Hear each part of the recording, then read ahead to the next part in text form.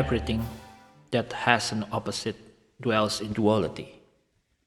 And duality itself is an illusion. It is an underlying system architecture or the platform in order for our world to exist as a school for souls to evolve through encountering the opposites. The world we live in is a simulation, just like virtual reality. It is not real, although it feels very much so. During my time in the university back in the day, I remember learning about people who suffer from schizophrenia. They can perceive slightly different kind of reality than us. For example, they can perceive a person like seeing, touching, or able to listen to that person just like us. But that person cannot be perceived by us. Does it mean they hallucinate their reality? Is it fair to say that what they see or hear or even touch is a hallucination and what we see or hear isn't? No. The answer is we all hallucinate our reality because forms are just illusion and their appearances are perceptual. Our brains decode our own so-called reality.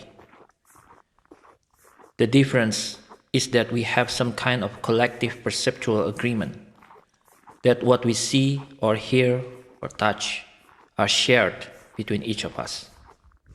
When I see a man sitting on the bench across the street while chatting with you, you can also see him. Those who suffer from schizophrenia have some kind of glitch in the decoding process within their brain that they may perceive differently. And so it is possible that they can also perceive anyone or anything that we cannot perceive. Now, let's talk about death. What is the opposite of death?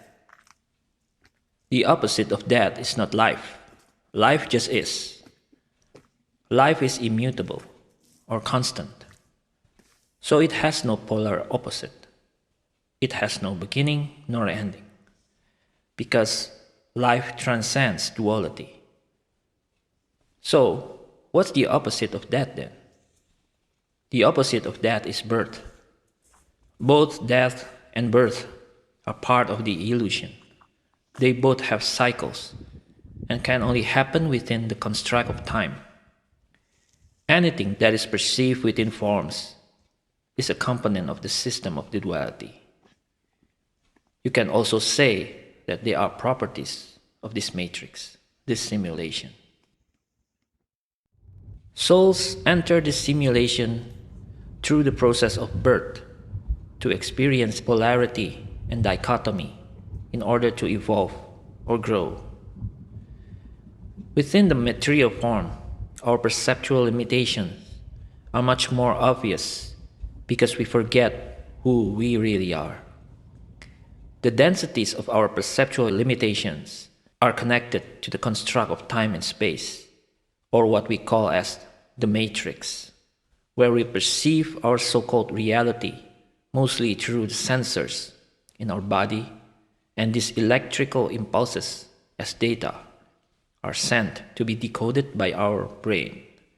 Oftentimes, what we call as life is only limited to this perceptual reality that we experience within the time we spend from birth to death. But that is only a tiny fraction of what life really is. Yes, we can understand the meaning of life through experiences within forms. That's why the existence of words as simulations are considered important, even though they are not real.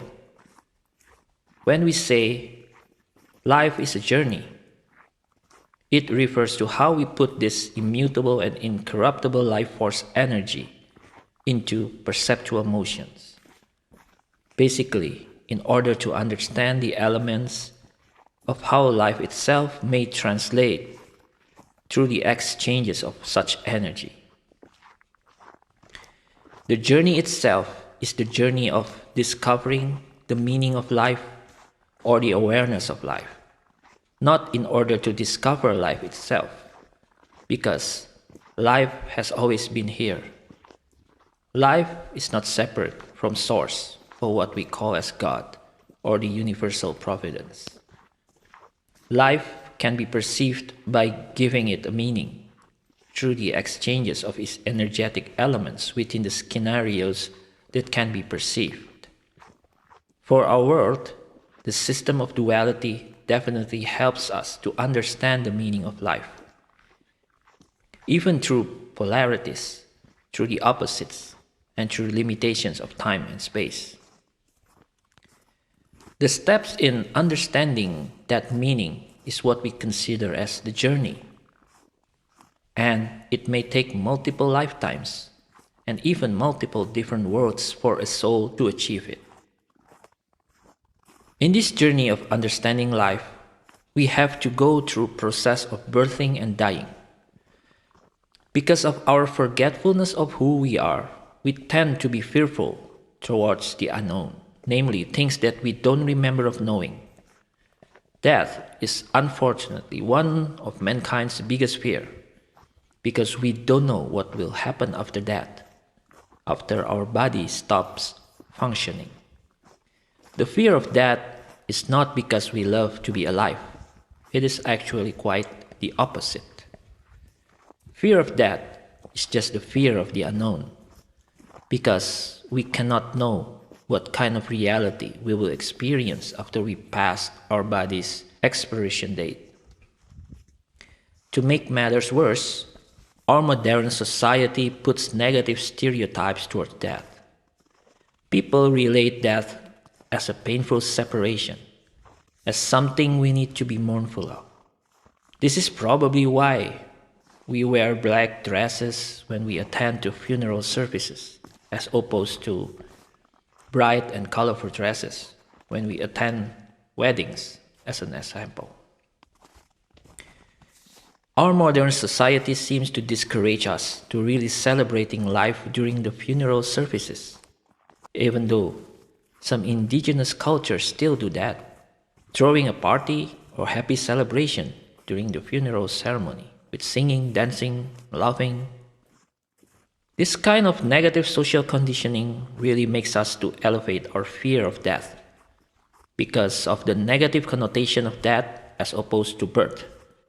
The fear of death itself extends to the fear of dying, and this kind of fear makes people to eventually take desperate measures in avoiding it or even denying it. Our attachments to this material realm, this so-called physical reality, are the ones that hinder us to really face death in a positive way. We relate that as a painful separation to this material realm we daily attach ourselves into. Why?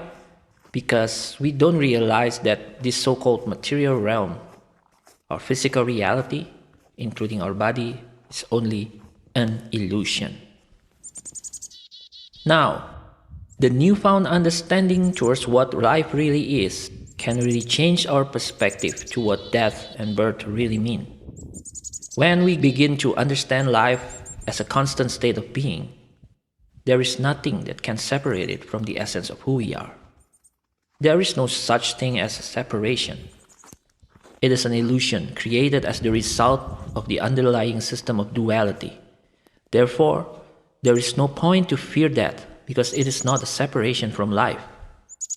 When our time is up to leave this earth simulation, with scenarios depending on specific soul agreement before we incarnate to this world, meaning that when our soul has achieved the main objective and has learned all the lessons needed for growth in this period of the so-called lifetime, we will be called back and exit this simulation.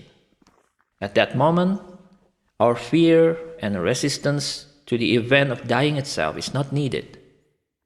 Exit points can be varied from person to person depending on the scenarios chosen in the soul agreement. Certain people chose to exit through sudden heart attacks, others through terminal illnesses, and others through the so-called accidents and even mass deaths. Most of them actually have finished their lessons and move on, the same way students graduate after finishing their grade in school. That's the main reason why they chose to pass away in the first place. To wrap up this episode, what we need to reflect regarding our time span between birth and death is to find the meaning of it. The main reason why our soul chose to incarnate and what lessons in this certain lifetime that we actually have to take and master. Just go within and ask through prayers or meditations in silence without all distortions from our mental chatters. I am certain that we are able to get the answers we are looking for.